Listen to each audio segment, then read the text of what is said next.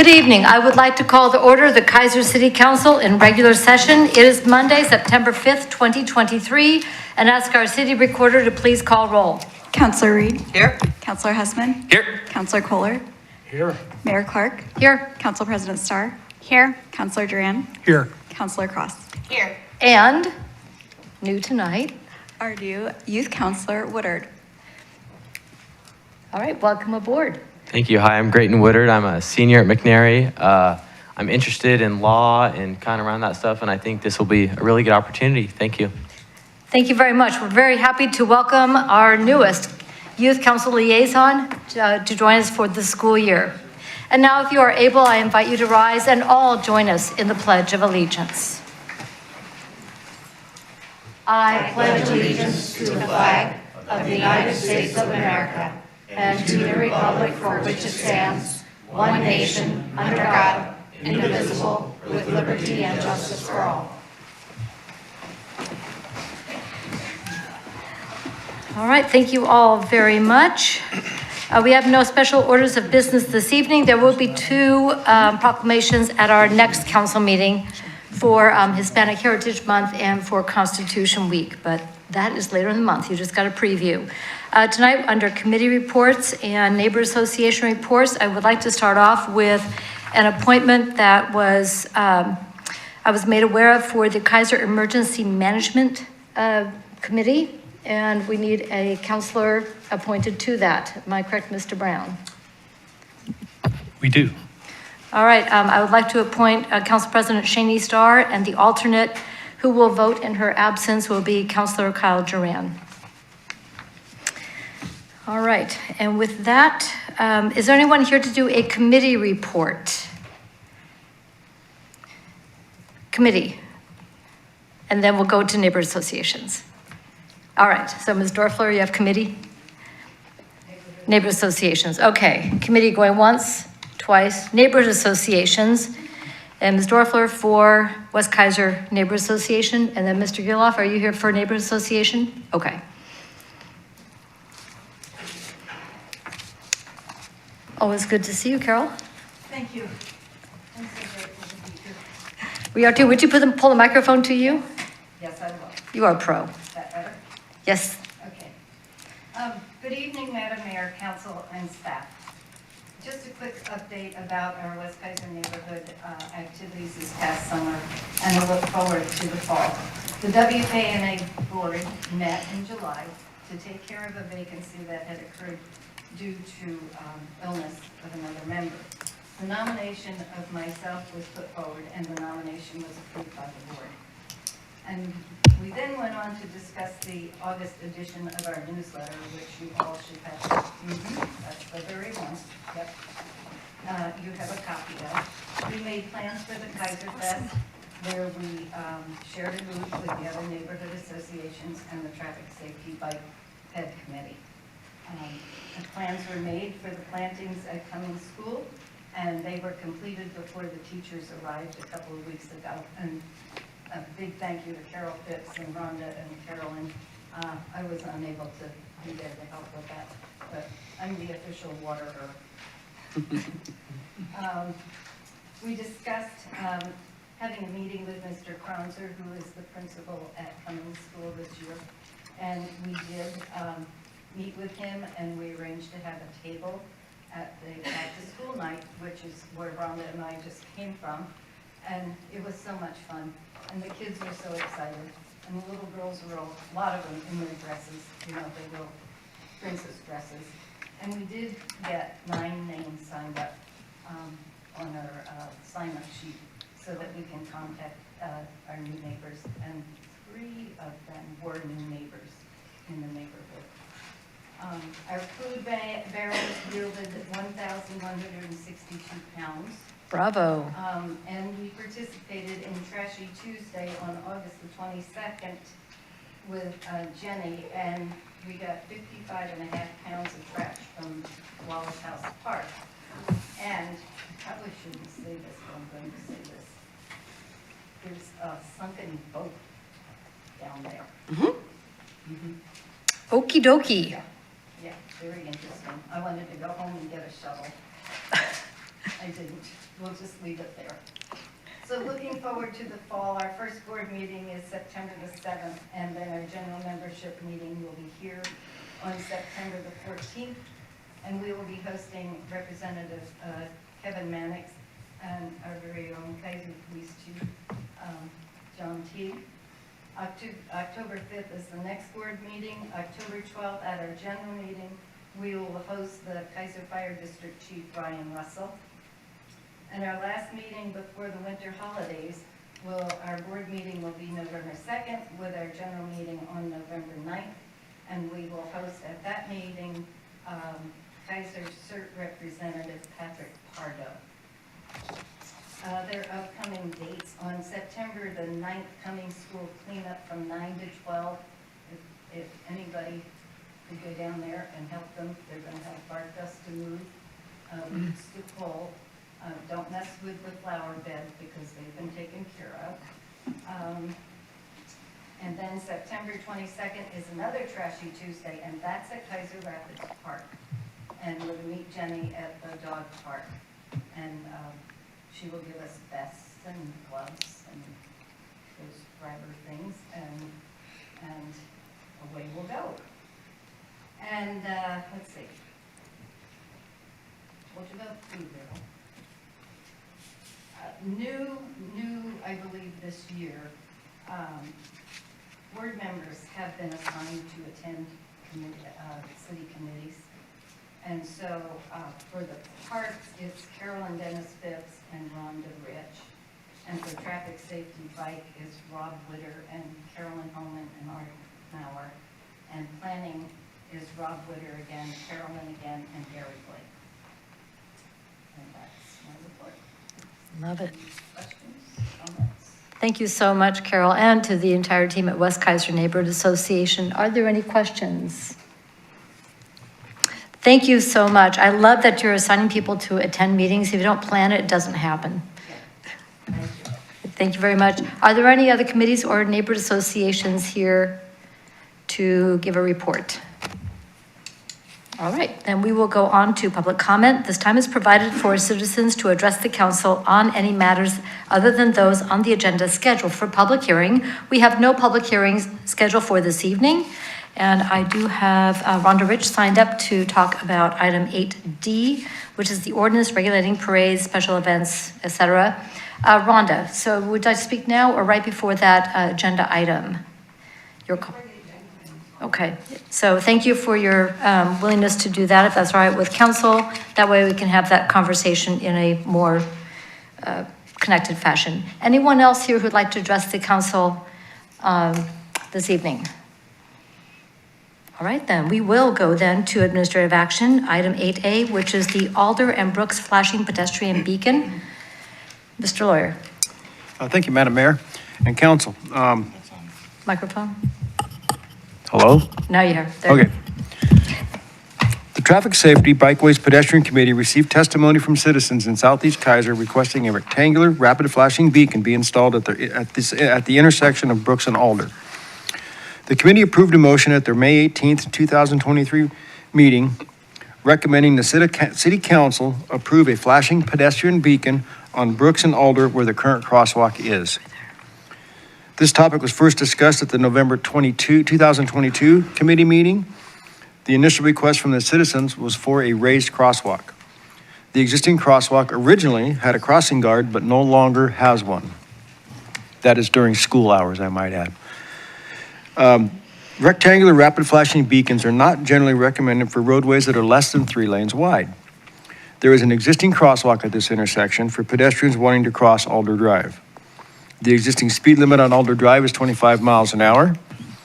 There are existing separated sidewalks on both sides of Alder from Cherry Avenue to Verta Lane. Brooks Avenue does not have sidewalks on either side of the street. Alder Drive is classified as a collector street in the city's adopted transportation systems plan, and Alder Drive is 2 lanes wide. Estimated cost to install a rectangular rapid flashing beacon at this intersection is about $65,000 to $80,000. This is not included in the current fiscal year 23-24 street fund budget. Staff offers these alternatives to the council. Take no action, direct staff to perform an engineering study to determine if a rectangular rapid flashing beacon is warranted, or direct staff to proceed with the design and installation of a rectangular rapid flashing beacon at this location. Staff recommends the city council take no action. I'd be happy to answer any questions. Thank you very much. Are there any questions on the staff report? Councilor Reed. Thank you, Madam Mayor. So I called both the Transportation Department and Weddell School, and they confirmed that there is indeed a crossing guard. And kind of what I'm wondering is you said not during school hours. The crossing guards are there for about the half an hour while kids are coming to school and while they're leaving school. So I just want to make sure that we have that information correct, because Weddell confirmed that there, and I don't know if there, one quit or whatever last year, but there is indeed plans for a crossing guard at that intersection. Okay. Thank you for following up on that, Councilor Reed. Any other comments or questions? Councilor Cross. Thank you, Madam Mayor. On one of those options, you said to conduct a study. How much does a study like that look like, and how long does that take to get going? I initiated one on Lock Haven for the high school for a flashing beacon there, and that one's about, I think the quote on that was $66,700. I should be receiving the results of that here in the next few weeks, maybe next couple weeks. I would anticipate it probably take 4 to 6 weeks, maybe 8 weeks to get the data, evaluate the data, and get the report done. And I don't know if this question is better for Chief Teague. So how many tickets, is that are there a lot of speeding tickets on that street? Well, yeah, there are speeders on Alder. I mean, it's just conducive to that. That particular corner there isn't necessarily a speeding problem as much as it is, I don't know, I don't want to say kind of a line of sight problem, but it isn't really even so much a line of sight. It's just, it's kind of oddly precarious. And of course, it sits pretty close to that park. I just recall going to the Southeast Neighborhood Association meetings and them really talking about how people speed down Alder. But Yeah, it doesn't highlight any more than any other street. They call it Alder Speedway. Alder Speedway, okay. Yeah, and we've worked traffic there and done studies there, and it's no more of a speedway than Shoreline is. You can only do so much without, doing engineering to make it more. For example, Mambrin Drive, even around the corner there, is not a speedway, but it's heavily congested. It's just not conducive to it. Where Alder Drive, Shoreline, Dearborn, they are. Okay, thank you. Thank you very much. Before I go to Councilor Reed and Council President Starr, you just said something very interesting. It's similar to Shoreline. On Shoreline, at the request of the Neighborhood Association, we have put in and successfully seen results from the speed flashing signs and so forth. Would that be an alternative that could be a first step for reminding people that this is not the Alder Speedway, but it is a neighborhood road? Yeah, Madam Mayor, maybe. I wouldn't put it at this location, though. I mean, this is kind of at the termination of where the speedway exists, if you will. I mean, we're just talking just this side of where it begins to make the curve around towards Alder School. Right. If you're going to do something engineering-wise, I'd probably do it more towards the middle. Right. Anyway. Which is what turned out to be very cost-effective and turned out to really help relieve a situation on Shoreline where people were not exercising good judgment on the speed. So I would just posit that to council as a something food for thought. I'm going to go to Council President Starr and then Councilor Reed. Thank you, Madam Mayor. Chief Teague, you mentioned that it's known as Alder Speedway. Just curious, what does our staffing look like for the traffic safety unit and the bike, the bike officers there to write tickets, which would then theoretically, hopefully, right, try to get people to not speed. So what does that look like? They work Alder Speedway when they're not working McLeod Speedway, Shoreline Speedway, Cummings Speedway, River Road Speedway, Lock Haven Speedway. and the list goes on.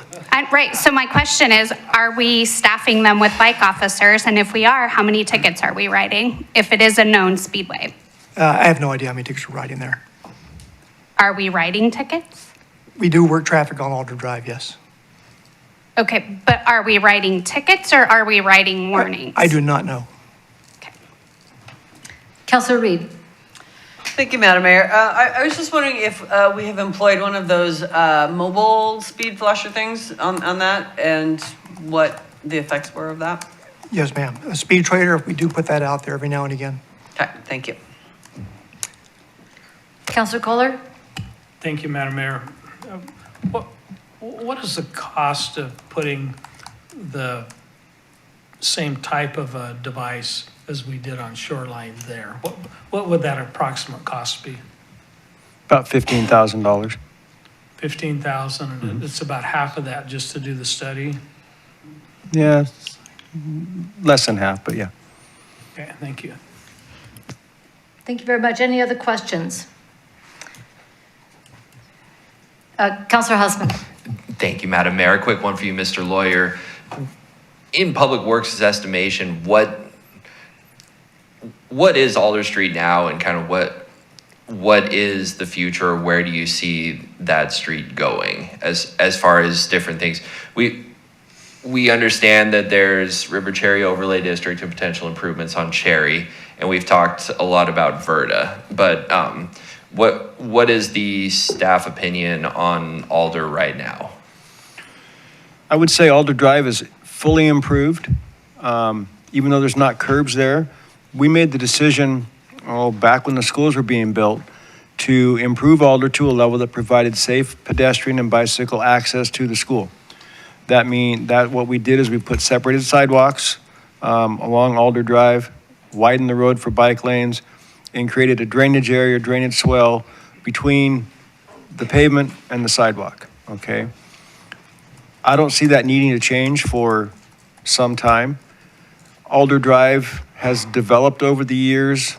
I won't say completely, but most of the remaining opportunity for development Alder Drive is near Cherry Avenue, not near Brooks. So, I mean, it's gonna have some additional housing units, I would say, in there, but not a lot. How wide is Alder near Brooks? I think they're 11 and a half foot travel lane, so 22, 32 feet wide Okay, of pavement and 5-foot sidewalks on both sides. okay, thank you. Anything further? Madam Mayor, Chief? thank you. I'd like to make a comment. We don't have any dangerous streets in Keizer. Though the neighbors call it Alder Speedway. What we do have streets that feel unsafe, and I frankly think that's a compelling reason to do something, but it isn't as if we have streets in Keizer that are dangerous for people to be traversing either bicycle, foot, or in their cars. When neighbors feel unsafe, though, we need to take that into consideration. Thank you, Chief. Counselor Cross? I just want to make sure I have this right, because again, with the Southeast Keizer Neighborhood Association, I heard a lot from Ken and the other neighbors about people getting air, and they probably called them something more creative than the Speedway. So you said 65 to 80 grand to implement this, but 7,000 roughly for a survey, but 15 if we just implemented what is on Shoreline, is that correct? Okay. So I guess it would just make sense to be cost effective and see what worked on Shoreline. It would be my own comment. Well, Council President Starr, would you like to put a motion on the table to that effect? I move that the Keizer City Council implement traffic safety measures on Alder Lane equal to what we did on Cummings Avenue. Shoreline. Shoreline, sorry, not Cummings, but I meant Shoreline. Second? It's been moved and seconded that the Keizer City Council direct staff to implement traffic safety features on Brooks and Alder, commensurate with what we did on Shoreline. Further discussion, Councilor Husband. Thank you, Madam Mayor. Could we just elaborate to make absolutely sure that the folks at home know what it is facility-wise commensurate with Shoreline Drive, just so that we have that explicitly out there once again. So for detail, we have over on Shoreline Drive, 2 flashing speed signs that detect the speed of vehicles, northbound and southbound, that if they go over the speed limit, they are flashing to get the attention of the operator of the vehicle. And that has assisted in reducing speed on Shoreline. Thank you. Anything further? All in favor, please signify by saying aye. Aye. Opposed, signify by saying no. No. Motion passes 6-1 with Husband as the no. All right, let's go on then to item 8B, Community Prosperity Initiative Grant. This goes to Mr. Wood. Madam Mayor, City Council, Marion County has generously given us $15,000 a year for the last several years. They've packaged this under their Community Prosperity Initiative Grant. The idea with this $15,000 is to provide some starter money for economic development type of projects. We as city staff came up with a handful, although this is just the opening volley. So if you have something else in mind that you'd like to use these funds for, we can definitely move that direction. Again, this is $15,000 a year. The first 3 years that we received this grant, we used it for COVID relief small business funding. Last year, we used it to put in the food pod platform at Keizer Rapids Park, right near the amphitheater. I think that's worked out pretty well for us. This year, we threw out a couple of suggestions, but again, this is kind of a choose your own adventure, so you can kind of decide how you want to spend the funds. One of the ideas was to invest into our community event center. We do have quite a bit of money already allocated to do some capital improvements there this year, but this could be used to augment those funds. Things that we're looking at doing is replacing the chairs, working on the screens, and then also, if need be, working on some of the tables. Those are the priorities for the event center. The other item is use this as additional funding for the turf field project at Keizer Rapids Park. That's going to be an economic boom for the community once that gets developed. And the third is to expand the electrical capacity further into Keizer Rapids Park. Right now, the Chamber of Commerce and the folks associated with Keizer Fest did put in some of the electrical work to the current area where the Keizer Fest is. We know Keizer Fest is going to be moving south into Keizer Rapids Park, a little deeper in, once we have the turf fields there. So we could use these funds to push the electricity farther into the park. So with that, I'm not going to belabor anything else. This is kind of your money and kind of a policy decision. I've included the economic or the requirements of the grant, which primarily focus on economic development. And with that, if you have any questions, thank you. All right, thank you very much. Questions? Council President Starr. Thank you, Madam Mayor. Mr. Wood, knowing what we put into the budget and allocated for improvements into the Civic Center here, have you started costing out what that would be and what those projects are? Sure. At this point, we started looking at the chairs. That's our immediate priority. Well, we have several immediate priorities. We're looking at chairs. A lot of those chairs are 10 years old. If you've noticed, the legs are getting kind of bent and they don't stack very well. But have we started pricing them out? Sure. So we did, okay. Yeah, we're looking at probably $50 to $60 a chair, and we're probably in the 600 range as far as number of chairs. We're also starting to work on the screens. We're looking at putting in some more better movable type of screens that hang from the ceiling. Those, we're still working on the pricing. Okay, and please tell me, we are, as part of that budget, are sound improvements to include like podiums where the microphones don't topple off? Sure, we are looking at those as well. Okay. We've had several people look at our sound system, and the actual core sound system is fine. And we've had two different contractors tell us that. We haven't had really any major complaints in the last several months, but you are correct, we do need to work on a podium that has a fixed microphone. So where are we at in terms of what you have budgeted with what you don't have costing for the screen, so we don't know where we're at budget-wise in order to know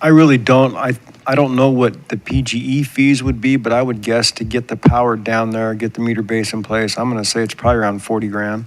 Okay. But what the actual PG costs are, I really don't know at this point. We know people, we can ask about them being sponsors too, but at this point, though, this is a project that has been discussed on a number of levels. One, a permanent site for our largest community festival, but also one that would be multi-purpose. And also, if we're talking about economic development, this opens up more opportunity for other events, other event organizers to use space at Keizer Rapids Park in the programmed area.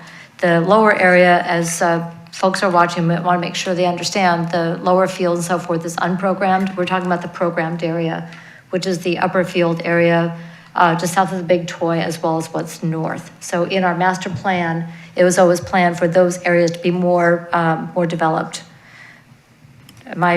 Bill, you're looking confused. I am confused. I understood the chamber's desire was to use the open field that was seated here 2 years ago in place of where they've been the last 2 years. I thought there was The area just south of the Big Toy, Yeah. between there and the pathway, Yes.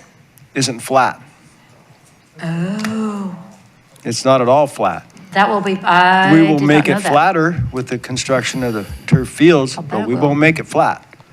Because all the spoils from that turf field project are gonna go in that low and help smooth it out, level it out, but it's not gonna be nearly enough. So that's what So you're talking this, about. extending the power is down to the open play area. Gotcha. That's what I have anticipated and envisioned happening. I'm glad I said that, so I've got the story straight. Counselor Duran, do you have anything further on that?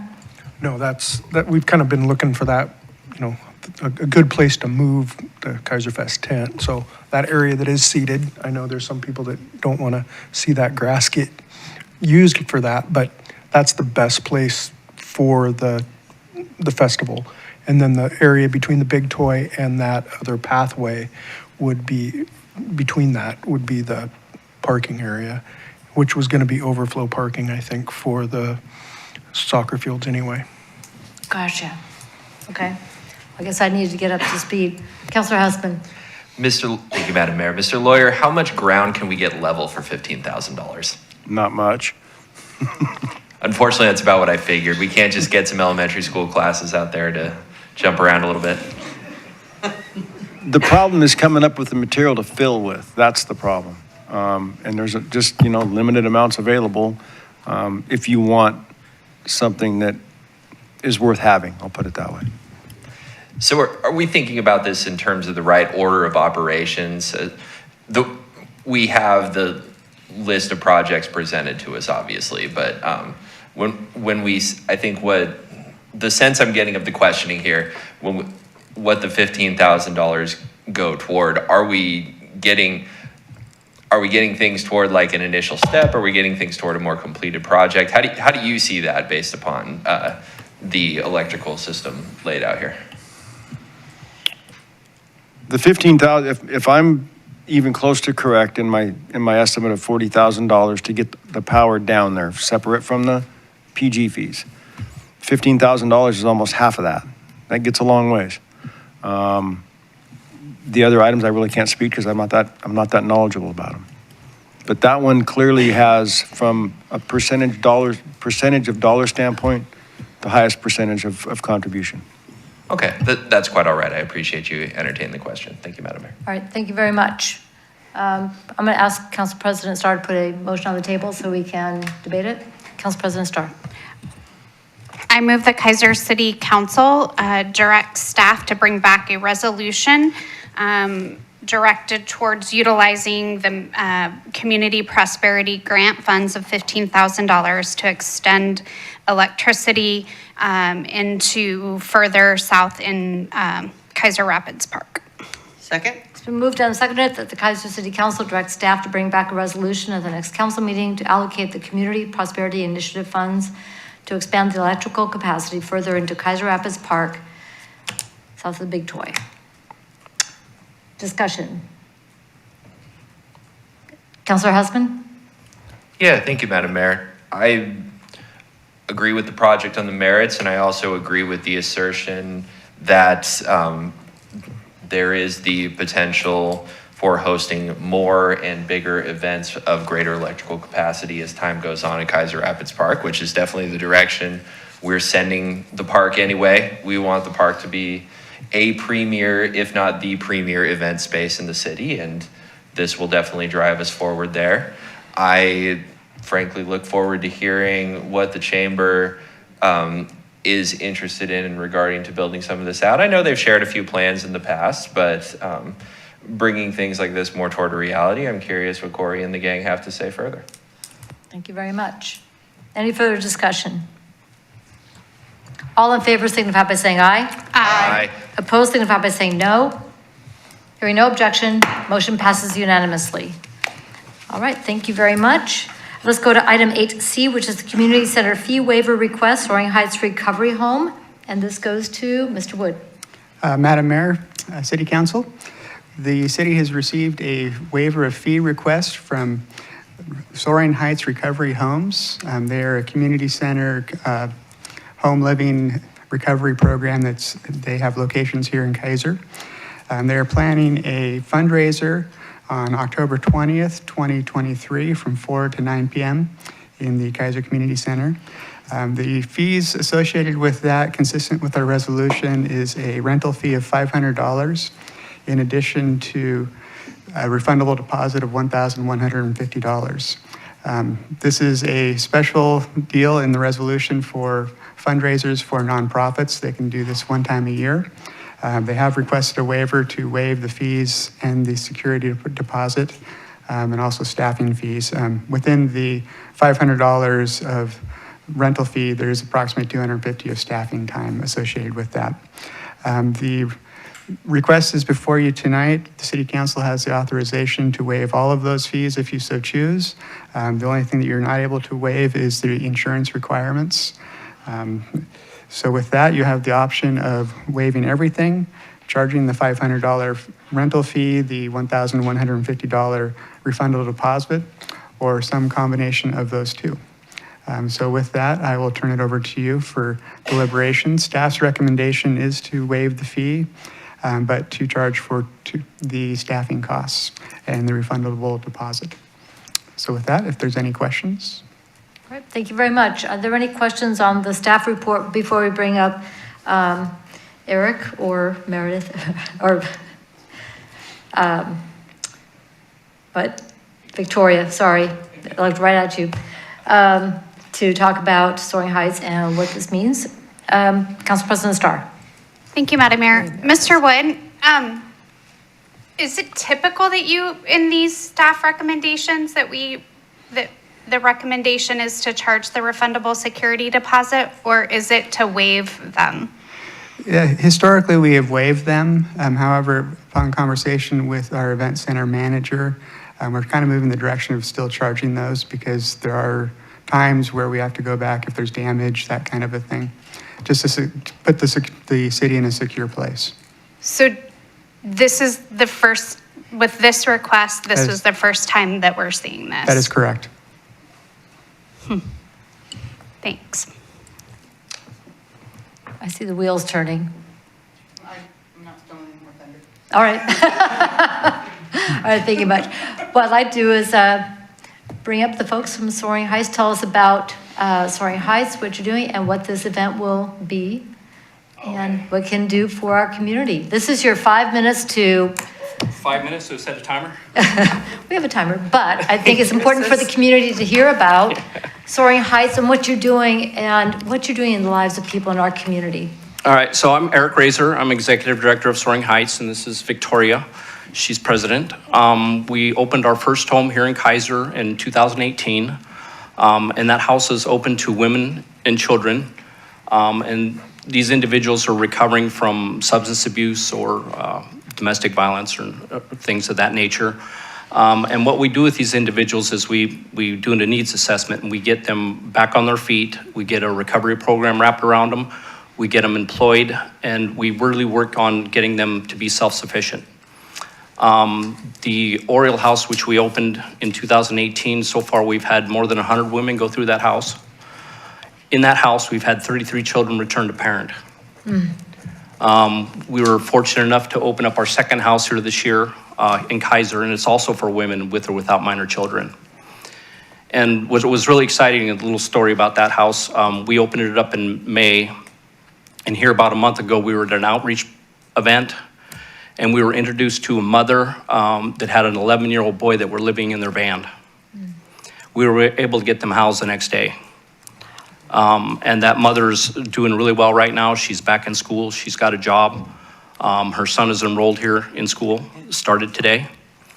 And that's really kind of what we've been doing. We have a men's house in Southeast Salem too. That houses 5 men, and that's been open for about 4 years. One of the, employment for us is one of the big things that we work with. As soon as they walk in the door, why aren't you working? What do you need to do? Is there any barriers to employment? We have currently 14 women in town, and 10 of them are working right here in Keizer. And this event for us here it's our first fundraiser. And as we expand, one of the things that we think that makes our program really successful is we're really hands-on. We meet with these people every week, multiple times a week, to make sure that they stay on track and they're doing what they need to do. And as we expand, we want to keep that same level of care. So we want to get an employee, a peer support specialist hired. And that's, we're not a program, we don't do counseling, we don't do anything like that. We're just a safe, secured, structured housing, and we just walk alongside these people to get back on their feet. But we do work with all the community partners, from probation and parole to DHS to the LEAD program, Marion County Health and Human Services, Bridgeway, Ideal Options, I can keep going, Moms Mentors, the parent mentors, and to wrap all those services around them so that they can continue to have the services that they need, for reunification or for GLIS, for helping get jobs. We have multitudes of areas where we sit down at the table with these individuals and with community partners to make sure that things are on track and they're moving forward. Any questions aside from thank you for the love and the care that you are surrounding our neighbors with for their success. You're changing lives every day. I'm so thankful that we can be a part of that. Anything further? I'm ready to make a motion. Well, thank you so much. We really appreciate right. you being here, and Yep. thank you for the work you're doing in our community. Thank you. All right, Council President Starr. I move the Keizer City Council approve a full fee waiver of the community center rental fee of $500 for Soaring Heights Recovering Homes fundraising event on October 20th, 2023. This full fee waiver is to include the $250 staffing costs and the refundable deposit of $1,150. Second? It's been moved and seconded that the Keizer City Council approve a waiver of all fees for the Soaring Heights Recovery Homes fundraising event on October 20, 2023. Any further discussion? Councilor Reed. Thank you, Madam Mayor. I just want to reiterate the emphasis of insurance is not covered in that waiver, just so that we are clear on that. Yeah, insurance is always a must. And go ahead, Councilor Cost. Thank you, Madam Mayor. I just, this is really a comment with what Councilor Starr brought up regarding if we haven't ever done this before, asking for that deposit. I would hope and encourage all of us to, because this Civic Center has been ran a certain way, that we're very clear and transparent to our community, because we want it to still stay that community, but make sure that we're taking care of it like a business. That would be my 2 cents. Thank you. And while I'm going to support this motion, I really want to stay on track in looking at how we are handling the refundable deposit, because events do create wear and tear, and going back on an event organizer later on can be awkward or difficult, especially if they're not anticipating that. The refundable deposit allows for the event organizer to have that money already outlaid, and then the money comes back, either all or part of it. And also there's a sense of, and I'm not in this particular case, but in general, a sense of responsibility to ensure that all has been done, that the entire deposit can be refunded. So I understand that for this one, but I really want to move forward with the refundable deposit, and I think this is the time to make it known, because this is the first time that this has been brought up to us, that going forward, I would very much support doing the refundable deposit as something that we don't waive. But because this was not something that I saw in advance, I think I would like to make this the last one that is under the old model and move forward with the new one. So get the notice out there that this is something that in the future I would not support waiving. Councilor Cross? Thank you, Madam Mayor. And it would be nice if when Mr. Wood brings all the exciting stuff, that we get a chance to see the contract that is offered to the guest, just for any feedback. So that's something, have the event contract in the packet? Is that doable, or is that getting the cart before the horse? It's possible, sure. Okay. All right, anything further? All in favor signify by saying aye. Aye. Opposed signify by saying no. Hearing no objection, motion passes unanimously. We will see you all on the 20th of October.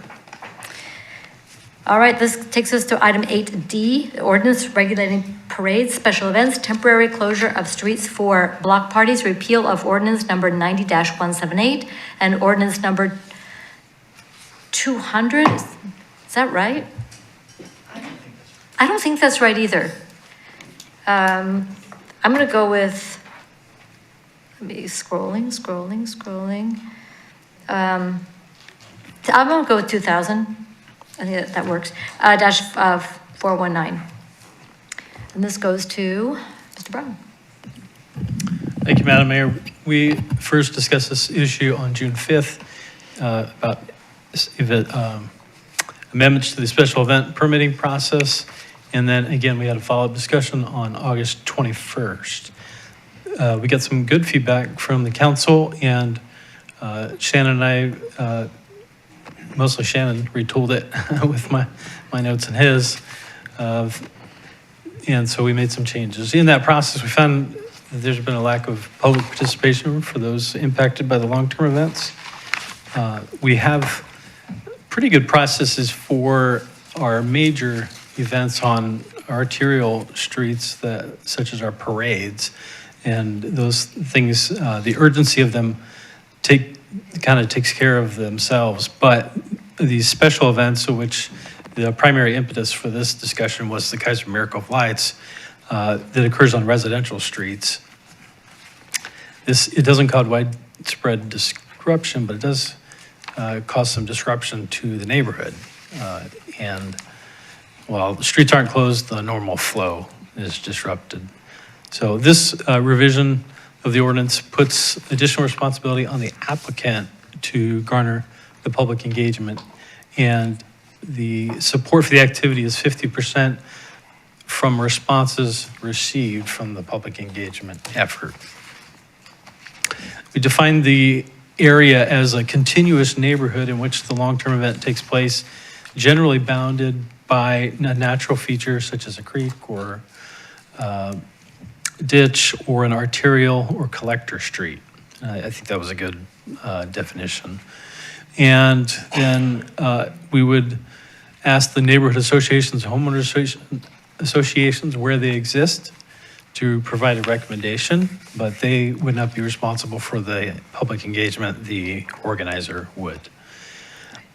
We also discussed at the last term the insurance requirements, and we agree that the insurance requirement for this event should be in the $2 million range. I would tell you, though, that my experience in the last couple of years is that cities can't set a policy level limit that's across the board because it can be considered discriminatory to different types of businesses. And the example I provided in the staff report is, requiring a $2 million permit from a coffee cart, and then also asking for a $2 million insurance for Keizer Fest. It would, not be comparable. So, and There is an appeal process from the city manager's decision that would go to the city council under in this revised ordinance. This is a new ordinance because, and we would normally provide you a striked out version, but this actually combines two ordinances into one new one. So the staff recommendation is to allow for public comment for this draft of the ordinance and to adopt ordinance 2023 regulating parades, special events, temporary closure of streets for block parties, and a repeal of ordinance number 9178 and ordinance 2004-19. Thank you very much. Are there questions on the staff report or the ordinance itself? Okay, I'm going to go to Councilor Cross and I'll come to Council President Starr. Okay, thank you, Madam Mayor. Mr. Brown, so I know you said that it could seem discriminatory because if we decided to have food carts, but because this is a whole new ordinance, couldn't we have one that's like special events, one that's food carts? To separate it? Well, I wish it was that were the only things we're dealing with, but we deal with insurance for our contractors, for our roads, for the. Yeah, no, So- I understand that part, but I'm saying like a big event. I mean, well, I kind of brought up McMinnville, they're like 150 or less people is one category, so you're not being discriminatory on the business. Yeah, you could probably break it out something like that, yeah. Okay, just curious about that. And what, I know that we talked about this, actually, I'll wait until we go over the ordinance. I know that it says something about overtime for workers and police, and and there was I was just concerned about the fact that we are not telling them ahead of time. So the fact that we would just throw a special event person a bill, if you reread that, or maybe somebody here on city council, you can answer that. It doesn't really say that us as a city would have to tell them that someone's getting overtime. Is that correct? Yes, Madam Mayor and Councilor Cross, we did discuss that, and we would be amending the application for after, if this is revised, and that would include in the application the clarity of, help me out, actually, Chief, what we decided was if this wasn't under regular shift time, then we wouldn't be charging for overtime. It would only be if we had to have additional resources in, I believe is what our conversation was. I guess the way I read it, and it's all in the way we read it, it really just says you're going to pay for overtime and you have to pay the bill within a certain amount of time. It's not, it doesn't say like some other cities where it would say, hey, it is our responsibility to tell you you're going to incur overtime. Yeah, and you're talking about in the application, right? No, I'm talking in the ordinance. In the ordinance, oh. I haven't even seen the application. I mean, that would have been helpful, but that's okay. Yeah, yeah, we can look at that.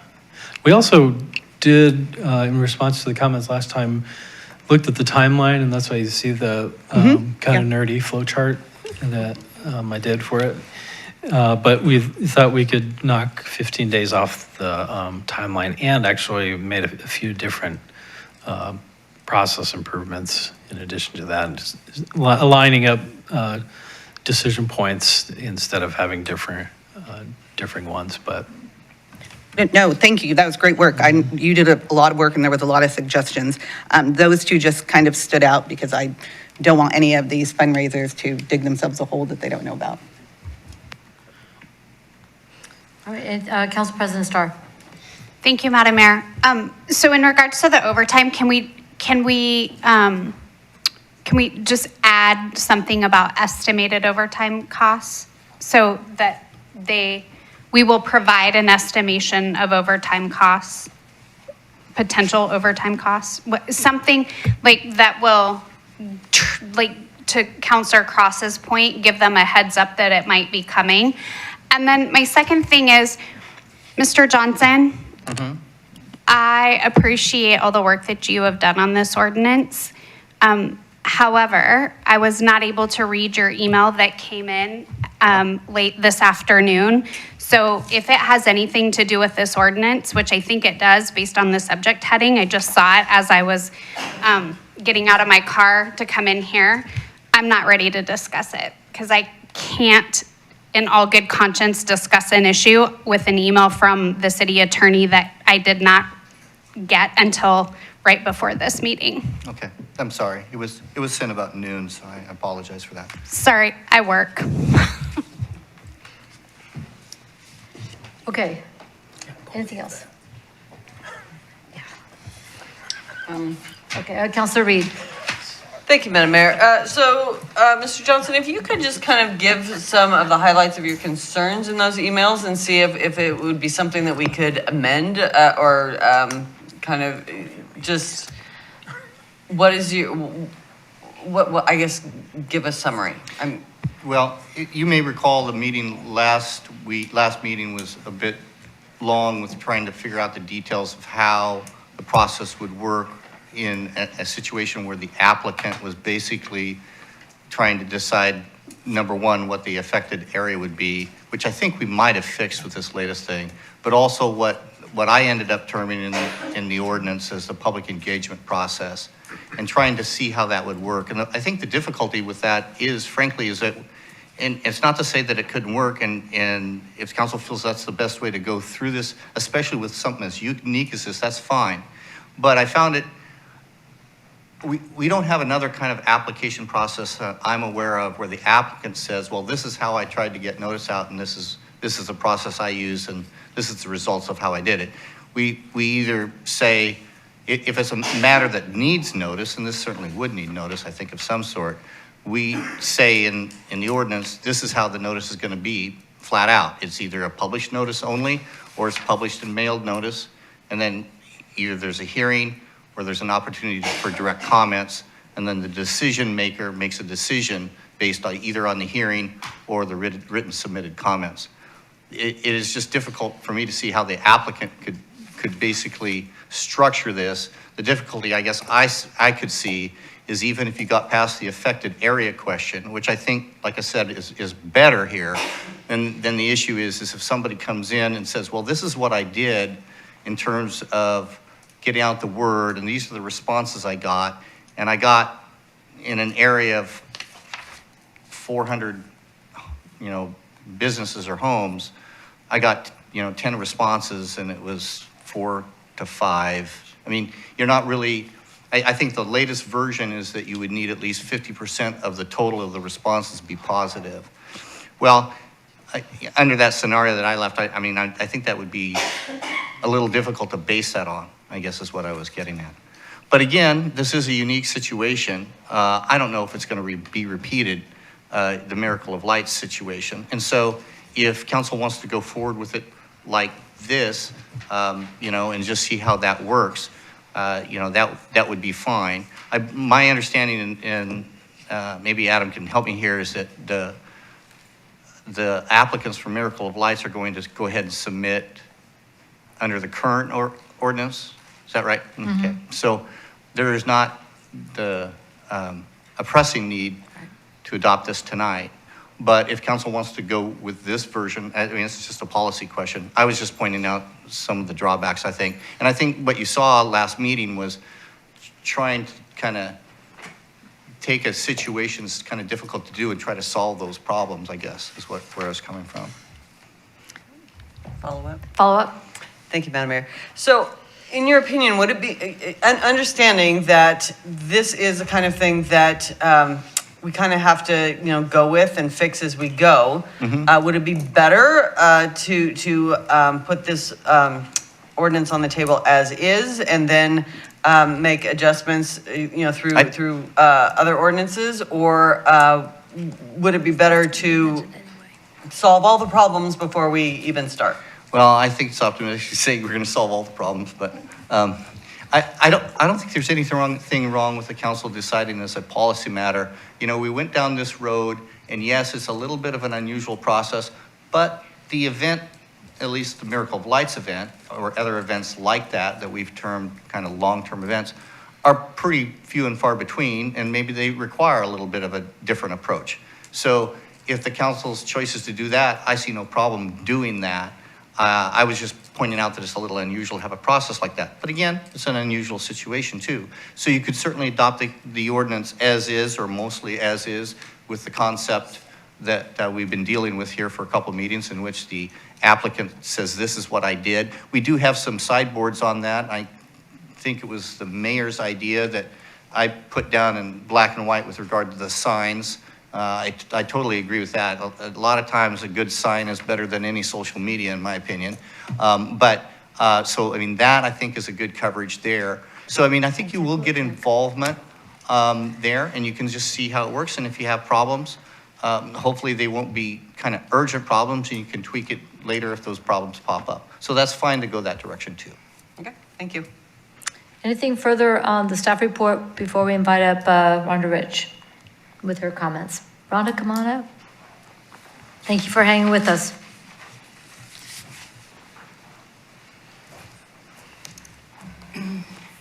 Thank you, Mayor Clark, councilors, and staff. Did a lot of talking back to school night, so got a little tickle. Hopefully I make it through. But I did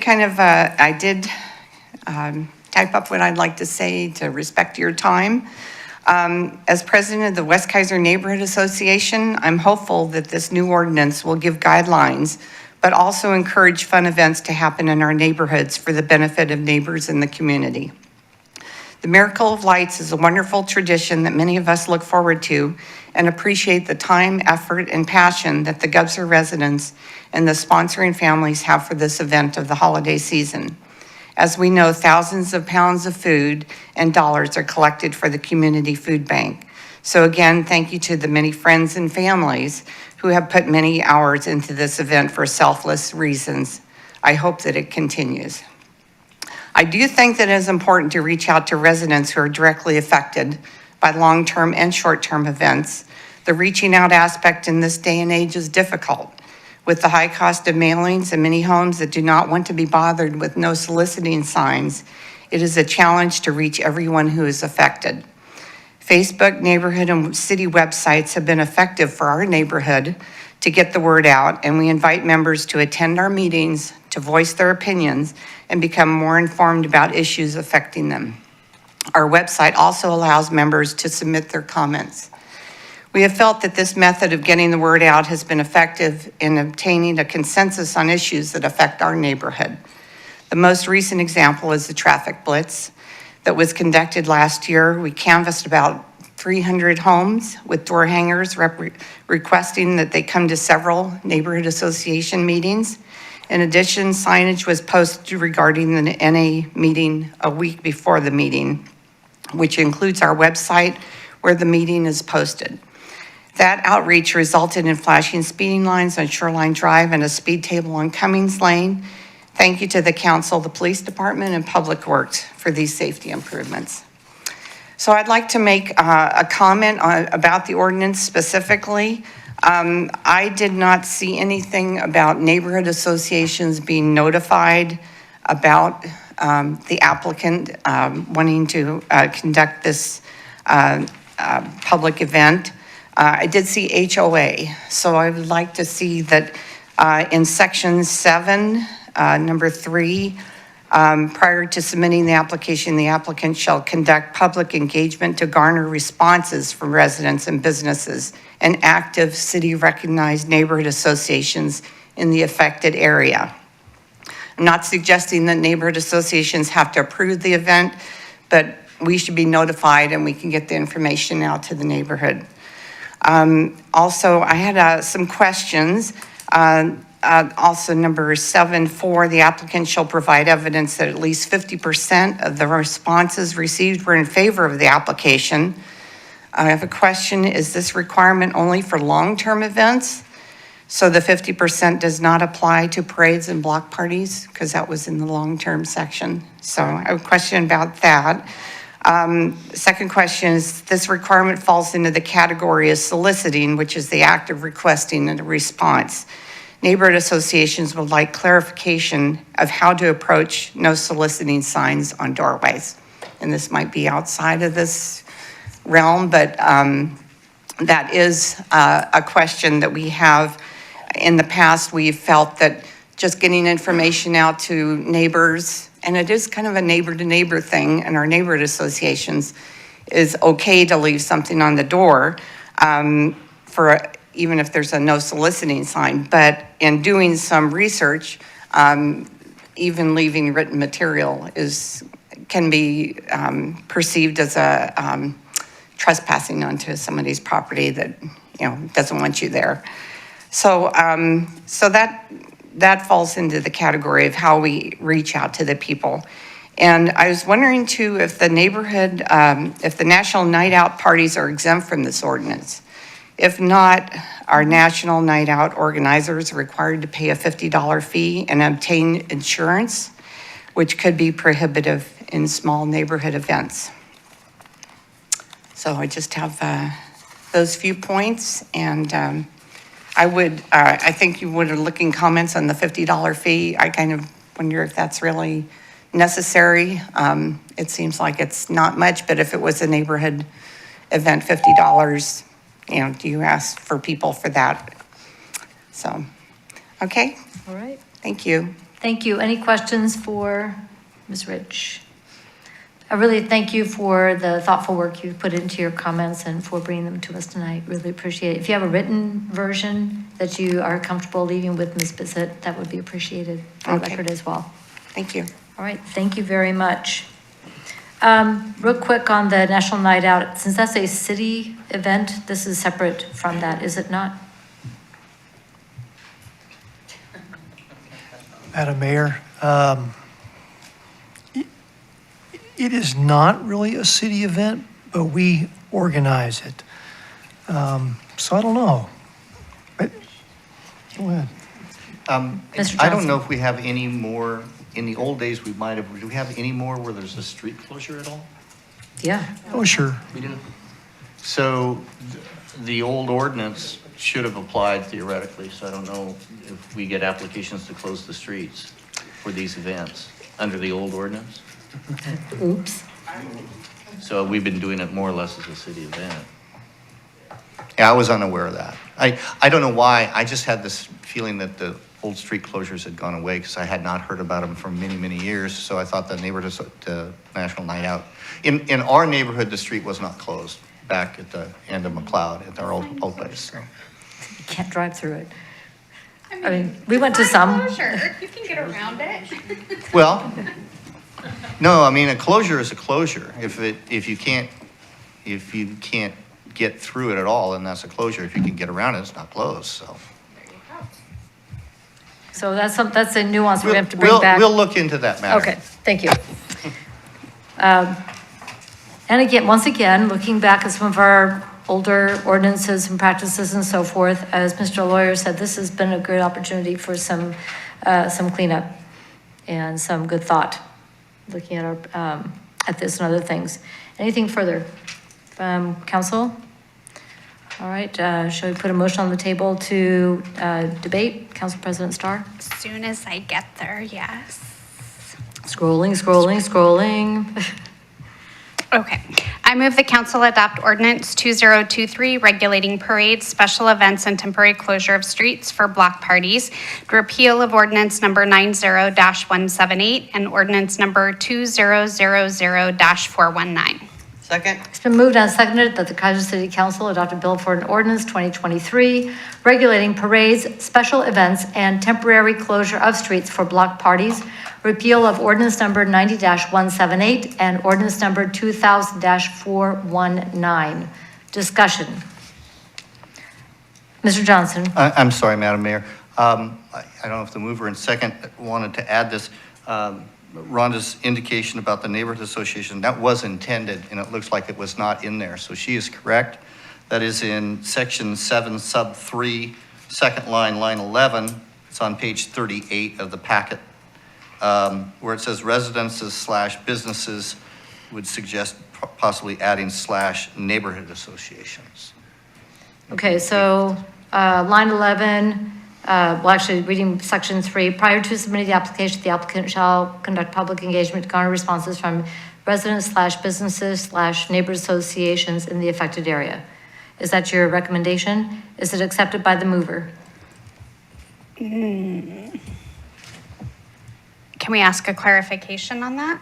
Please do. So clarification, the neighborhood association is not in lieu of the residents that will be impacted. It's an extra entity approval because, It's not necessarily an approval, it just says they try to garner. or they get their They try support to or garner whatever, a but it's response not. from it. But what I want to be careful of in accepting that amendment is it's not, somebody goes to the neighborhood association and the neighborhood association that's there, the people that are there, however many, 10 or 12, say, sure, we're in support of it, but that's not replacing seeking outreach from No. the entire 250 people that may be impacted. No. I just want to be really clear that it is not a replacement for the full outreach to the entire neighborhood. Right. It just is making clear that the neighborhood association Yes, is okay. on the same level, no more or no less than a resident. Great. Then I will accept that Mr. amendment. Does the second, Madam Mayor, before we Before vote we on go- that, can I ask Mr. Johnson a question? And I wonder if we got a wrong version in there because we had intended this, but should that not be under 1, under section 7, in the same paragraph as the homeowners association? No, because, I'm sorry, but I don't believe so, because I think the direction from council was, if there's a homeowners association, Right. then that has to have an approval, because they have the homeowners association rules, I think. Yeah. But if there's a neighborhood association, that's different. rather than saying they have to approve it, but they don't have to approve it, was the council's direction, but they should, just like a resident or a business, have input into it. And I think that was Rhonda's suggestion. Or at least, be contacted, is what I'm hearing. Correct. On subsection 3, that the outreach will include if there is an existing neighborhood association in that area. It's just to make contact or notification, but not asking for approval, not asking for anything else, but they're including the list. If there is a neighborhood association, they have to be included. Homeowners associations, for anybody who lives in one, is a totally different animal. And so that's why it's in section 1, all by its lonesome. But going back to the recommended or the suggested language for section 3, garner responses from residents / businesses / neighbor associations in the affected area. I'm sorry to belabor the point, but I just noticed the next sentence at the end would need to have the addition of the neighborhood association also. Such signs shall provide, it's down a few lines, so it's a couple of sentences later, it talks about the signs, and then it says, such signs shall provide information about the long-term event and encourage feedback from the affected residents and businesses. I guess it doesn't need to be there, it's Why just isn't talking it? about the signs. So I don't think you have to put on the sign that it's addressed to the neighborhood association, now that I'm thinking about it. No, it's down to line 17 is, you're right, residents / businesses / neighbor associations. No, in the that's, affected I'm sorry, area. thank you, Madam Mayor. That's what you're talking Yeah, about. mhm, that's So right. backing it up, just to make sure we're clear, in section 3, adding neighbor associations where it lists that there's going to be contact made with residents and businesses and neighbor associations. Is that the proposal for line 11 and 17, Mr. Johnson? Correct. Does the mover accept? Yes. Does the second accept? Yes. Okay, the ordinance is now amended in section 3. Thank you, Ms. Rich, for bringing that to our attention. Anything else for discussion? Thank you, Mr. Johnson. Councilor Duran. I just think since this isn't something that's really going to affect this year, maybe we ought to spend a little bit more time on it and get it polished a little bit more. If it was, we had to have it for this year, I'd say, yeah, let's go ahead and get it through now. But it seems to me like there's a lot of wording in here that we may want to adjust and make sure we get it right. I can't see doing it because then we got to follow up, months down the road to fix what we just did because, this doesn't quite look right. So that's just my thought. Okay, thank you. Councilor Cross? And my question, as I'm rereading this, is the applicant shall also actively solicit input from residents. What is actively? Just really asking. And that she'll provide evidence that at least 50%, 50% of what? Respondents. Right, but how do we clarify this? Say there's 2,000 houses we're going to, so does that mean am I active if I go to 500 or 1,000?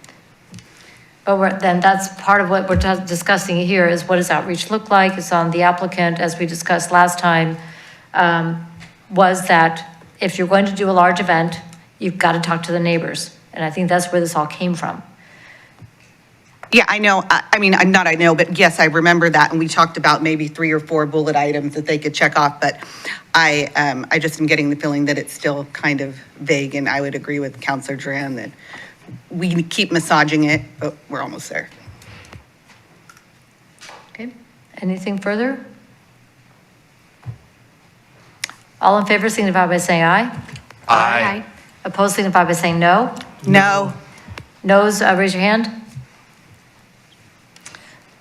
Okay, so the looks like motion passes 4-3 with the noes are Kohler, Duran, and Cross.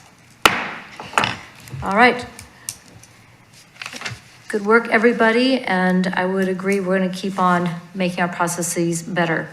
Let's go to item 8E, which is the discussion regarding the letter urging Congress to pass the Affordable Housing Credit Improvement Act. And this was put on the agenda at my request.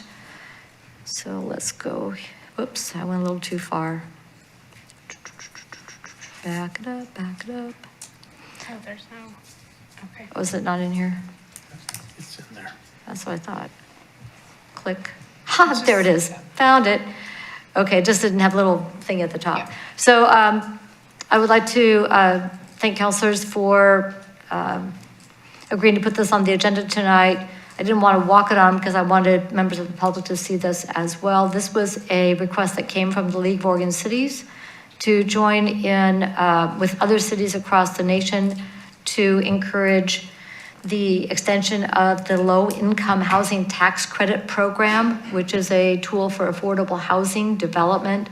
And we want to make sure that this does continue. So the National League of Cities has joined the action campaign of more than 2,500 state, national, and local organizations to increase access to housing. And this is one of those tools available. This is not a new tool. This is one that is already in existence and being used through the Oregon Housing and Community Services, so they would not need to tool up a new program, just keep it going and get funding out to provide more housing. So all I'm asking for is the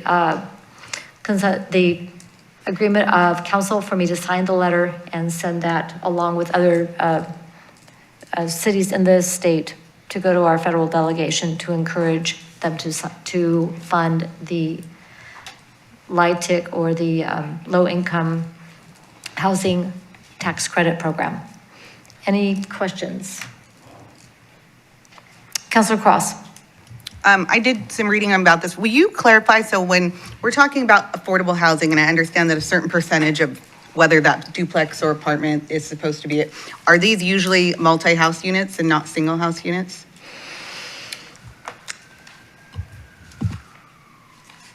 That I do not know. I'd have to go and look at how Oregon Housing and Community Services is administering those funds. If they're, I don't believe they're just for multi, I think they are for, this is for,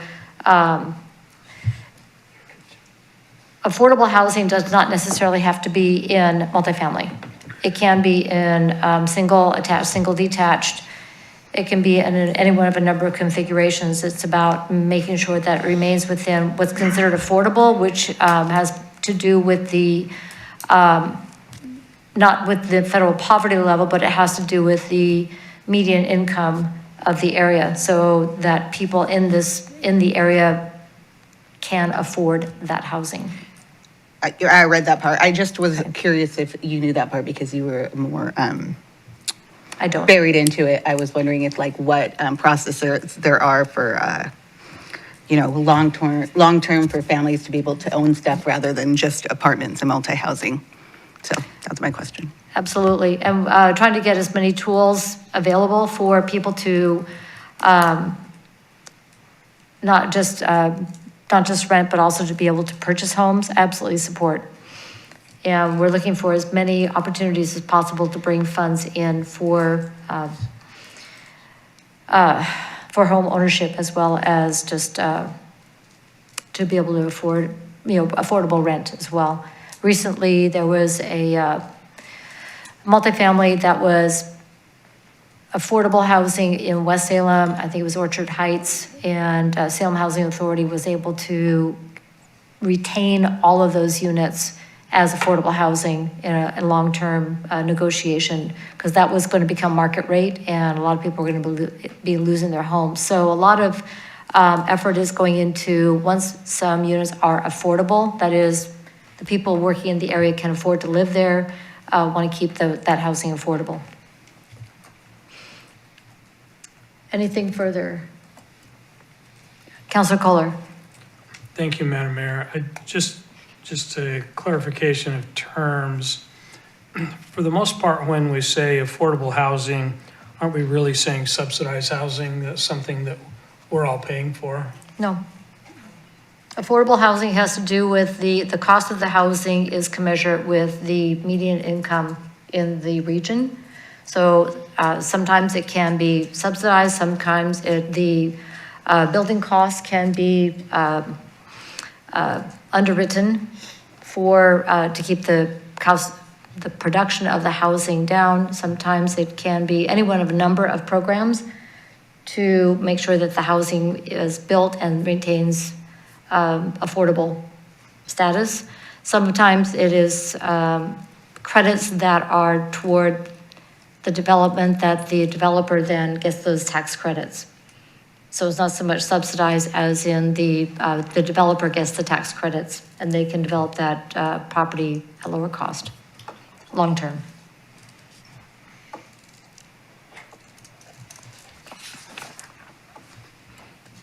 Anything else?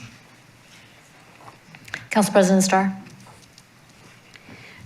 I move the Keizer City Council authorize Mayor Clark to sign the letter urging Congress to pass the Affordable Housing Credit Improvement Act. Second? It's been moved and seconded that the Keizer City Council approve the mayor to sign the letter supporting the, you just read that. Oh, it's right in front of me. The Affordable Housing Credit Improvement Act. Anything further? Discussion. All in favor signify by saying aye. Aye. Opposed signify by saying no. Hearing no objection, motion passes unanimously. Thank you. I will get that signed and sent back to League of Oregon Cities. And that takes us to tonight's consent calendar. Council President Starr, would you please read the items on tonight's consent calendar? Consent calendar item, let me turn myself on. Consent calendar item A, resolution granting consent to the artificial turf field project. Item B, approval of the August 21, 2023 regular session minutes. Thank you. That is it. Anybody want to pull one? Councilor Kohler? Thank you, Madam Mayor. I need to pull B. Okay. Anything else? There's only one more. I'll pull A. Okay. All right, so we'll take these one at a time. Item 9A, the resolution granting consent to the artificial turf field project. Councilor Reed. Thank you, Madam Mayor. I just wanted to really be clear that since we have another artificial turf project going on in town, I just wanted to make sure that it was very clear that this is the artificial turf in the Volcano Stadium, because that I think was a little unclear. And I have a question that I'm not sure is terribly appropriate here, but I'm just wondering how they intend to do that for 2.2 million when ours are costing 8 million? It's a very different animal, and I can turn this over to Mr. Lawyer, but this is an established area where they're just turfing the surface and they don't have to do other preparation. That the raw ground out at Keizer Rapids Park takes a lot more work to get ready for this. And I'll look at Mr. Lawyer, who knows a lot more about that. I will also point out there are not lights involved or Yeah. parking lot. Lights, parking lot, all the other pieces that go with it. Mr. Lawyer? Yeah, and the difficulty with the Volcano Stadium is more construction access than anything. The structure underneath the turf should be about the same as what we're planning for Keizer Rapids, but that's it, and it is less square foot of area in addition to that too. Two full-size soccer fields are less area, or more area than the Volcano Stadium. Okay, thank you. All right. Council President Starr?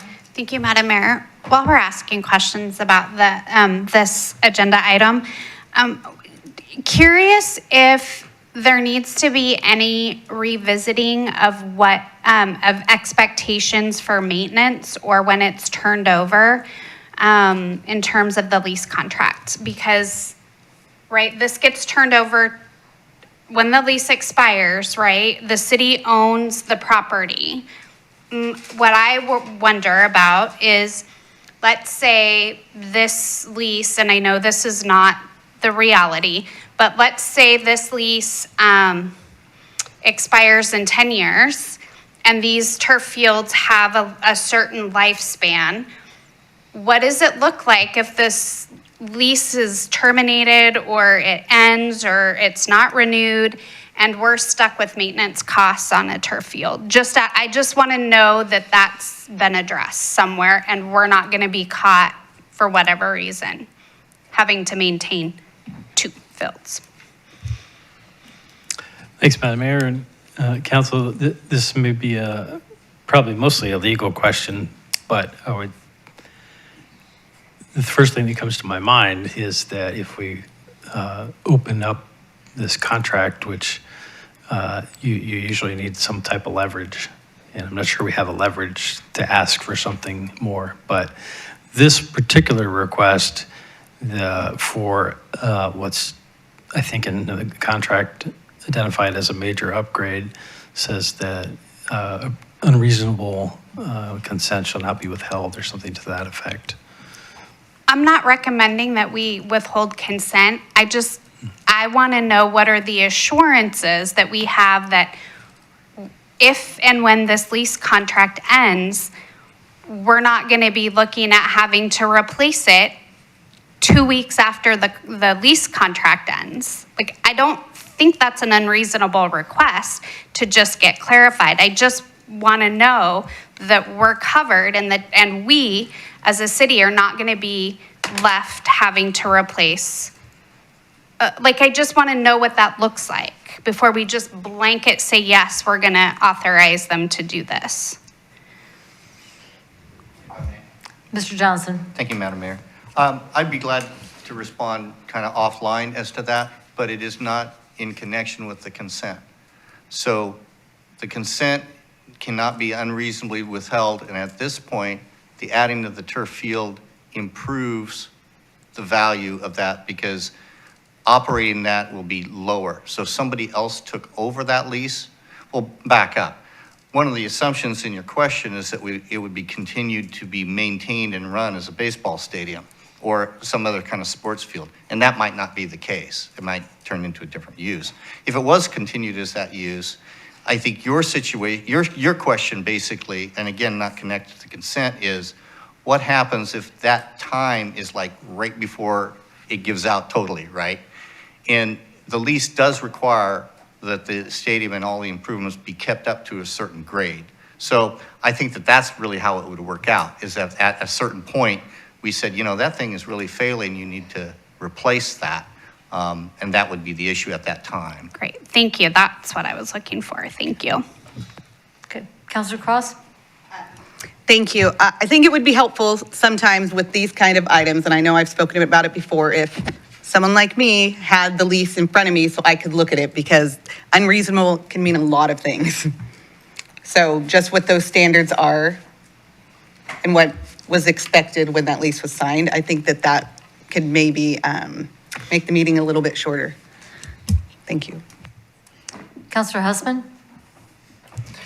Thank you, Madam Mayor. I would like to extend an open invitation to the holders of said lease if they would be interested in coming down for a public meeting. They have not been before the council in the time that I've been here on the dais with Councilor Cross, and I don't recall the last time that they were here to talk about Volcano Stadium or its current use. Madam Mayor, you would surely remember better than I. Thank you, and I think it's a great idea to invite the owners of Volcano Stadium and the Mavericks Independent League to come and talk with the community about what's been happening down there. Been down there several times for games this summer, and it's been a lot of fun. So looking forward to giving them an opportunity. Madam Mayor. Councilor Reed. Thank you, Madam Mayor. I just wanted to clarify too that they are required to come in periodically to, we've seen them very recently. I mean, within the year. There is a requirement that each year the schedule be provided to City Council. You all received that, so that we know if there are community events that we would like to schedule at the facility, we can do so. There are a number of community days that are available to the city at no charge, but we have to coordinate with their calendar of events that they have already that they already have scheduled. And then we can schedule around that. So that's something that we have available every year. It's a very rare day we actually use them. Okay, anything else on the, do we have the motion on the table yet? No, do you want me to make it? Yeah, why don't you do that and then we'll debate. Council President Starr. I move the City Council adopt Resolution R2023 granting consent to the artificial turf field project. Second? It's been moved and seconded that the Keizer City Council adopt Resolution R 2023 granting consent to the artificial turf field project. Discussion. Councilor Reed? I'd like to make a friendly amendment just to add the word volcanoes turf project into the motion. Just to We will clarify. add that to the title if there's no objection. Okay. What was that? And I appreciate Councilor Reed bringing that up because I noticed that just earlier today and I meant to mention it, but then it was on the consent calendar. I think the suggestion would be to add that right in the title of the resolution, granting consent to the Volcanoes Artificial Turf Field Project. Does move or accept? Yes. Second? Yes. Okay, it is amended. Anything further? Councilor Cross? I just have one more question because I just want to, so we have the turf field, that baseball turf field that are coming in. Is it $6 million or $8 million project? That's a separate issue. Right, But I- but we'll have like 4 fields around us now with the new ones out in North Salem too? I don't know about project in North Salem. Soccer, okay. Those are soccer, and that was something through the legislature. Okay, thank you. Councilor Kohler? Thank you, Madam Mayor. As I read through this, unless there is some blaring reason why we really can't deny this. Thank you. Anything further? All in favor signify by saying aye. Aye. Opposed signify by saying no. Hearing no objection, motion passes unanimously. Items 9B. Councilor Kohler? Well, I was busy meeting 12 new friends of mine last week and 2 weeks ago, and I wasn't here, so I need to pull that for me. Okay. You want to abstain from that one? Yes, please. All right. Council President Starr? I move Keizer City Council approve the regular session meeting minutes of August 21st, 2023. Second? The meeting minutes for August 21, 2023 have been moved and seconded. All in favor signify by saying aye. Aye. Opposed signify by saying no. Abstentions? Aye. Motion passes with 6 aye and 1 abstention. That is Councilor Kohler. That concludes the consent calendar. Let's go to other business. This time is provided to allow the mayor, city council members, or staff an opportunity to bring new oral matters before the council that are not on tonight's agenda. Mr. Brown, does the staff have anything additional to bring to council this evening? I do not have any additional business, Madam Mayor and Council. All right, city council, any councilors have new business to bring before the body tonight? All right, then let's go to staff updates. Mr. Brown? I would add, since we're talking about the volcanoes field, that the Navy is coming to town at the end of this month, and we are going to have a special event out there. We're using one of those opportunities in the contract to host the Navy a friendly softball game, and then they're going to have some of their performers afterwards, so it's going to be a fun party. And there'll also be a signing of some type of proclamation that morning with Admiral Brown, who is no relation to me that I'm aware of at this time, but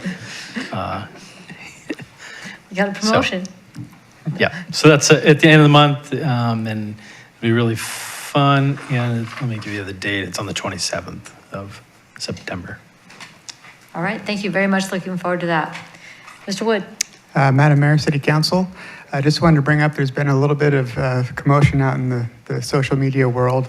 The Service Line Warranty of America company is a legit company.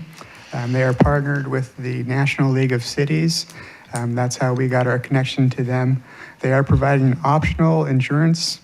You can buy that to cover the water and sewer lines that come from your house out to the street. That's stuff that's not typically covered by your basic home insurance, homeowner's insurance, or the city does not cover those repairs either. It is an optional program. The city is not receiving any financial compensation. City councilors aren't receiving any compensation. We did not sell people's addresses. So just wanted to get that out there to dispel any rumors that are floating around. Thank you. Thank you. And I really appreciate the Facebook post. You also bumped up for that when people started getting the mailboxes and I started getting pinged on social media. So appreciate that.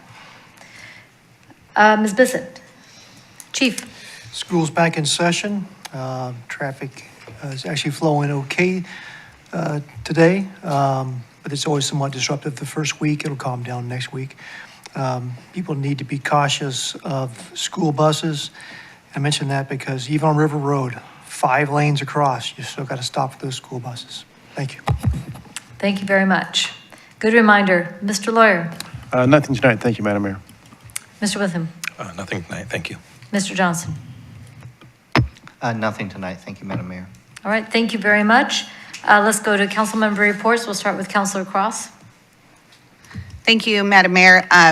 August 23rd, I went to the community conversation at Chemeketa Business Center and listened to Representative Mannix, Kramer, County Commissioner Bethel, Salem City Councilor Julie Hoy, and Senator Thatcher. So that was a great conversation. I'd love to see more of those. Attended a Keizer Chamber Board meeting, Oregon State Fair, the 90s concert. That was pretty fun. And then I got to see our friends from Soaring Heights at the Marion County Behavioral Health networking event that was in recognition of Overdose Awareness Month at Bridgeway Recovery Service Days. There you go. That was it. Fantastic. Thank you so much. Councilor Duran. I have nothing this evening. Council President Starr. Thank you, Madam Mayor. August 23rd, attended the EO reception with the delegation from Japan. Looking forward to that partnership moving forward. August 24th, attended the town hall here with Congresswoman Salinas. So appreciated her taking time out to visit with our Keizer residents. On August 26th, packed house at Keizer Rapids Park for the year end of summer concert with JFK. And on August 27th, I had the opportunity to participate with ServFest here at Keizer Civic Center with them serving the community. So just want to say thank you to Pastor Rachel Taylor and the team at Lake Point Community Church for picking that community service opportunity up again. And then I will defer to our Keizer Fire District Board Director, Ms. Colleen Bush, to talk about the 9/11 event that I had written down. Yes, come on and down. And she is going to save the day with all the information. Thanks for joining us tonight. With very little information. In the past 22 years, right? About then, we've been doing an event on 9/11 Patriot Day, commemorating the first responders and that they gave when the Twin Towers were attacked in New York City. So in the past, we've had a breakfast. We've done placing a memorial wreath at the, is that a statue or a monument that's there with the boots from the city? That's actually from the site. And so that would, this year, we're just going to do a static event, probably at 7 o'clock. The actual information will come out on Keizer Fire District's Facebook page tomorrow. So you'll see the time, and just a moment of silence will happen. And they're going to put up flags around the station for the number of folks who lost their lives that day. So that's all.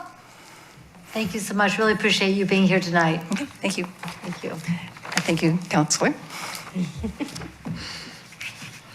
Anything else? No, thank you. All right. Counselor Kohler. Well, thank you, Madam Mayor. It's been a pretty exciting couple of weeks. Had Keizer Community Dinner. There was 380 families or meals served. A lot of people came, and I understand it was a pretty good meal. The next one, the Keizer Rotary Satellite Club will be feeding us pulled pork, I hear. I got to go to a retirement party for Sergeant Leday with Chief Teague. It was quite an emotional thing seeing him sign off for the last time. And I got to work with him for 4 years with the Traffic Safety Bike Ped Committee and have a lot of respect for him and the work that he does and the other officers. So thank you very much for that. We have another one hopefully coming up in a few weeks for someone else in the department, but I don't remember who that was. Hope to get an invitation to that. I attended the Keizer United Board meeting today, and at that meeting, Tammy Coons was voted in as the newest board member. Thank you. Congratulations, Tammy. I attended the Northeast Keizer Neighborhood Association for Councilor Reed today, and a lot of work getting done there. On September 9th, I'm being involved in a National Day of Service project out in Mount Angel. If somebody is interested in doing some National Day of Service things on the 9th, Ebner Park, we'll be doing that out there with wheelbarrows and a bunch of work. Should have 150 people or so out there for that. Look forward to that. A couple other different things. I had an appointment this last week with 12 of my friends, Silver Salmon, up in Alaska, and appreciate people filling in for me while I was gone, meeting them. Glad you had a good time away. Counselor Hussman. Should have saved some of those fillets for us, Counselor Kohler. They were looking very juicy there on the line. A thank you again to Representative Salinas and her staff. I thought the town hall on the 24th went off very well, and appreciated her insight and their counsel, as well as they talked with us about various things going on Capitol Hill. So glad that she did that town hall. Here's to more of those in the future. Beyond that, congratulations to the elementary school and the middle school students for starting, and I'll tee it up for the big people. Well, thank you. In my world, school start has been what it's all about lately, and really excited to not only welcome new freshmen to McNary, but also new administration. We got a new assistant principal. I mentioned Principal Greg last time, and we have a new assistant principal who is our own Jess Rist, who is moving up from the ranks of counselor. So excited to have her on board as well. So we have the Community Diversity Engagement Committee meeting this Thursday, and other than that, keep an eye out for the various sports events and lots of things going on around town. Thank you very much. At this point, I would like to turn it over to our youth counselor, Woodard, if there's anything that you would like to share this evening. And just so you know, as we go through the flow of the meeting, this is when I will be calling on you in future meetings. All right, I don't know if I have anything to say tonight, but thank you. We're very happy to have you on board, and I understand that you and Emerson Carrillo, did I pronounce his last name right? It was Emerson. Carrillo, yeah. Carrillo, yeah. I think so. The two of you made the choice for the volunteer coordinating committee extremely difficult because you both are so outstanding. So We're excited to have you here. And this summer, you and I think it was 4 other McNary students were at Boys State. Do you want to talk a little bit about that? Oh, yeah. So that was a really good experience put on by the American Legion. And Fred Broadwater here at the Keizer Post, he was really great in helping and recruited a lot. I mean, there was 4 people here from us out of 30, which from Keizer, that's a really high percentage. More people here than from Portland or Salem or whatever. And it was a really good experience for us to talk to some people. You came to speak, and you also came to speak, and that was a really great time. Got to learn a lot of stuff about the government and how it works, and I think this is also, right here, is a very good experience for me. Thank you. Thank you so much. Just to add a couple of things to what's been mentioned, I do want to circle back on the great week we had with the folks from EO Japan, 14 students, teachers, Mayor Takechi and his wife. We had a series of events with the students and the adults here at City Hall. Got to do a presentation with talking about what we do as cities here. And then on the 22nd, the mayor and I met with Corey Filardo from the chamber and the SEDCOR director, Eric Anderson, and our city manager, Mr. Brown, for a great conversation about economic development and economic opportunities with Keizer area and the EO area. On the 23rd was the reception, and it was very nicely done. Really appreciated the presentations by all of the students. Everything from how to do origami to how to make that little helicopter thing go, which mine always crashed. But it was a lot of fun as they, in English, had to have everybody in the place do an activity. The rec invited everybody down for pizza, bowling, and karaoke on Friday night, and Mayor Takechi is a really good singer. So that was a lot of fun. And then Bob Zielinski invited everybody to tour his hops processing facility, which is a one-of-a-kind that was designed with worker safety in mind, and very, very impressive right here. Very impressive to not only our Japanese guests, but also to those of us who hadn't seen it before. It's just an amazing design, and also, I think, groundbreaking in terms of worker safety and productivity. Looking forward to moving forward with the conversation about establishing the sister city relationship, and looking to Mr. Brown to help guide us through that on this end, and hearing back from the city of EO on them passing their resolution to engage in this as well. Want to, since I noticed Patty Tischer from Greater Gubser is here, and Council President Starr, and a fabulous team of Gubser residents and community partners are working together for this year's Miracle of Christmas to put together a leadership partnership team of folks. Has been really fantastic to be a fly on the wall for, and I'm really looking forward to this year really setting the bar for how this neighborhood, our community, and not only celebrates together, but also is so generous with people in our community who need stable food.